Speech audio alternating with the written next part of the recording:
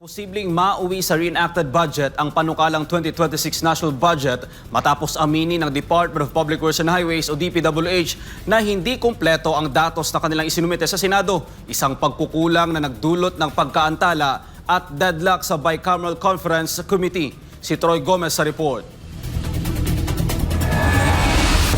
Martes ng umaga humingi ng paumanhin ang DPWH matapos matuklasan na kulang ang impormasyong ginamit sa pagtukoy ng gastos sa halos 10,000 proyekto para sa 2026. Ayon sa ahensya, hindi sapat ang naunang datos na nakabatay lamang sa Regional Adjustment Factors mula sa Updated Construction Materials Price Data o CMPD. Bilang tugon, nagsumite na ang DPWH ng karagdagang datos na isinaalang-alang na ang hauling distances at localized market behavior upang mas maging makatotohanan umano ang basihan ng pondo ng mga proyekto. Ayon naman kay Senator Sherwin Gatchalian, Chair ng Senate Committee on Finance, dadaan muna sa masusing validation ang mga bagong datos bago ito i-apply sa budget. Git pa ni Gatchalian, hindi papayagan ng Senado na may makalusot na overpriced na proyekto. Dahil naman sa patuloy na issue, nagbabala si Senador Panfilo Ping Lacson na posibleng hindi maipasa sa takdang oras ang 2026 budget at mauwi ito sa reenacted budget. Kabilang sa mga problemang tinukoy ang deadlock sa alokasyon ng DPWH, ang mas mataas sa pondo para sa Farm to Market Roads o FMR na Department of Agriculture at ang Medical Assistance for Indigent and Financially Incapacitated Patients o MAIPIP na Department of Health. Ayon kay Senador Francis Kiko Pangilinan, may hindi bababa sa 5 bilyong pisong halaga ng FMR projects na hindi maayos ang pagkakakilanlan. Dagdag pa ni Pangilinan, umabot na sa 33 bilyong piso ang FMR projects na inaprubahan ng BICAM. Ngunit sa bagong listahang isinumite, may 8